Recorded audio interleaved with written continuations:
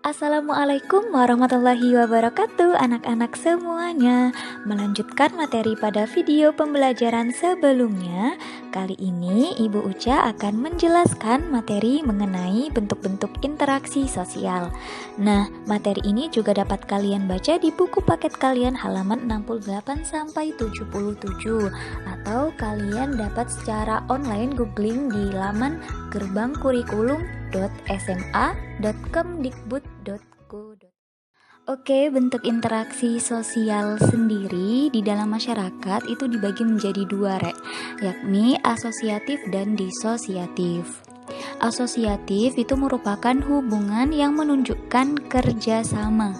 Jadi proses sosial yang di dalamnya ada usaha untuk menyatukan dan meningkatkan solidaritas di antara anggota kelompok. Dan asosiatif ini juga dibagi menjadi 4. Ada kerjasama, ada akomodasi, ada asimilasi, dan juga akulturasi. Kita bahas yang kerjasama. Oke, yang kerjasama itu apa sih? Kerjasama atau cooperation-nya adalah usaha bersama antar orang atau antar kelompok untuk mencapai tujuan bersama, baik dalam kehidupan keluarga ataupun dalam kelompok sosial yang lebih luas. Contohnya, kerja bakti membersihkan lingkungan, atau sekelompok bapak-bapak yang sedang gotong royong membangun rumah. Nah, kerjasama ini pun juga ada beberapa bentuknya. Yang pertama ada koalisi, penyatuan antara dua kelompok atau organisasi bahkan lebih yang mempunyai tujuan sama dan ingin cepat mencapainya bersama. Contohnya apa? Dalam bidang politik misalnya ada koalisi merah putih atau yang disingkat sebagai KMP, yakni koalisi dari partai politik yang mendukung Prabowo Hatta tahun 2014 yang terdiri dari partai politik Gerindra, PAN, P3, PKS, dan Golkar. Yang kedua ada bargaining, diartikan sebagai proses tawar-menawar atau negosiasi. Contohnya, proses tawar-menawar yang dilakukan oleh penjual dan pembeli di pasar tradisional untuk menentukan harga suatu barang. Yang ketiga ada joint venture, bentuk kerjasama antara dua pihak dalam pengelolaan atau pembangunan tertentu. Contohnya seperti apa sih, Bu? Contohnya adalah kerjasama antara perusahaan dalam pembangunan infrastruktur atau resor dan pengoboran minyak. Yang keempat ada kooptasi. Jadi proses penerimaan unsur-unsur baru atau gaya baru dalam pelaksanaan kepemimpinan organisasi.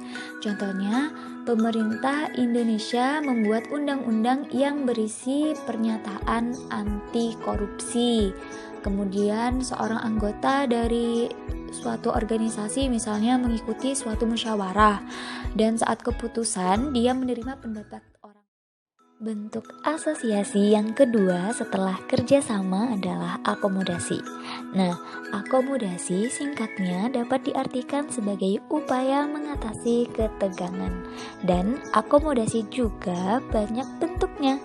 Tapi yang umum kalian ketahui ada 8 saja. Antara lain yang pertama ada koersi, penyelesaian masalah dengan cara kekerasan atau pemaksaan. Contohnya sistem pemerintahan totaliter.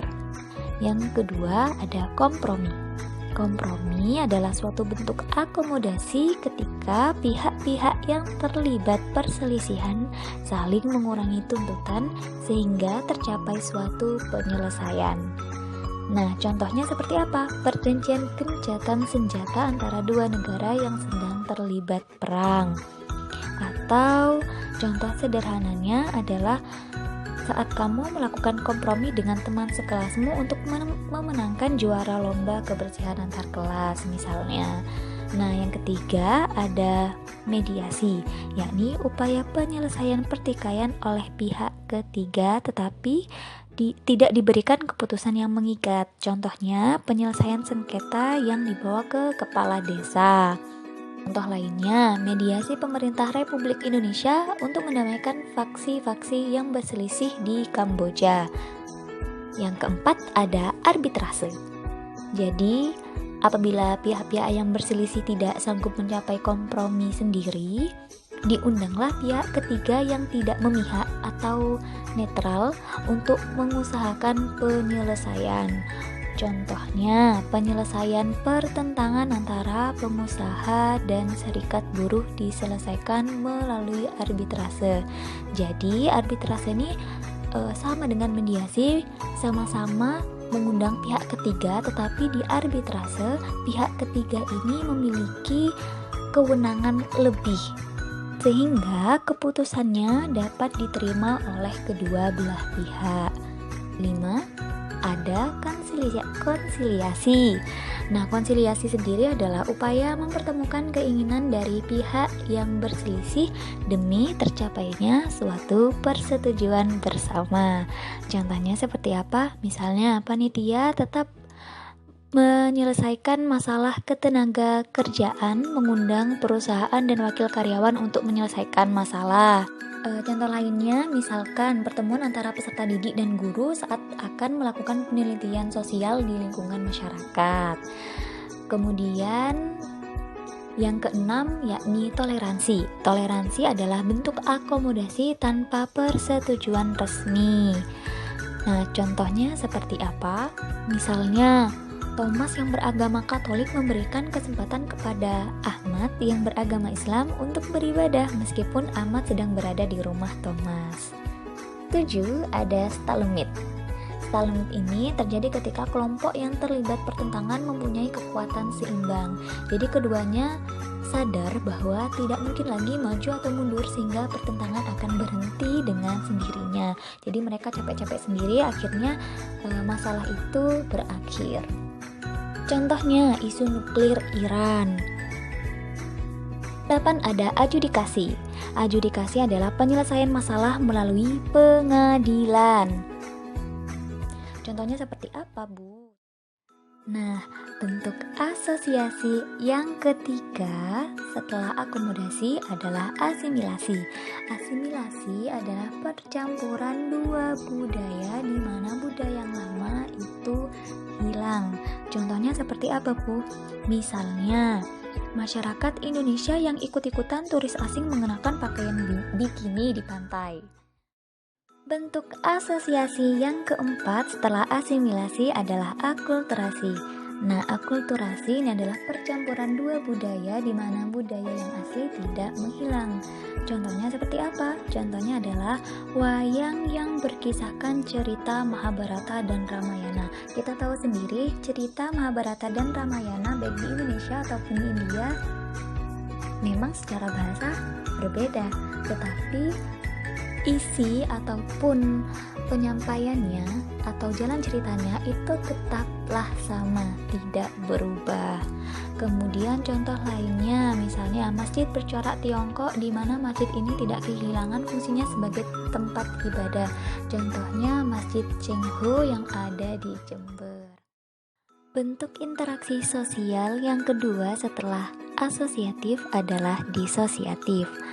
Disosiatif sendiri merupakan proses sosial yang cenderung membawa anggota masyarakat ke arah perpecahan dan merenggangkan solidaritas di antara anggotanya. Nah, proses disosiatif sendiri dapat dibedakan menjadi 3 bentuk. Yang pertama ada persaingan atau kompetisi. Persaingan merupakan suatu proses sosial ketika ada dua pihak atau lebih saling berlomba dan berbuat sesuatu untuk mencapai kemenangan tertentu. Misalnya, ribuan remaja bersaing agar masuk jajaran 12 besar penyanyi idola. Kemudian bentuk yang kedua adalah kontravensi. Kontravensi merupakan sikap menentang secara tersembunyi agar tidak sampai terjadi perselisihan atau konflik secara terbuka. Kontravensi merupakan proses sosial yang ditandai oleh adanya ketidakpastian, keraguan, penolakan, dan penyangkalan yang tidak diungkapkan secara terbuka. Contohnya, Amar dan Dodi sama-sama mencalonkan diri menjadi kepala desa. Dodi yang begitu ambisius tidak menginginkan Amar memiliki peluang untuk menang. Oleh karenanya, si Dodi berusaha menyebar berita hoax dan desas-desus negatif mengenai Amar untuk memperburuk citra si Amar ini, sehingga Amar gagal dalam pencalonan kepala desa dan Dodi memenangkan sebagai kepala desa yang baru. Ketiga adalah konflik. Pengertian konflik yang paling sederhana adalah saling memukul. Namun, konflik tidak hanya berwujud pertentangan fisik semata. Konflik diartikan sebagai suatu proses sosial antara dua pihak atau lebih ketika pihak yang satu berusaha menyingkirkan pihak lain dengan cara menghancurkan atau membuatnya tidak berdaya. Misalnya, kerusuhan sosial akibat demonstran.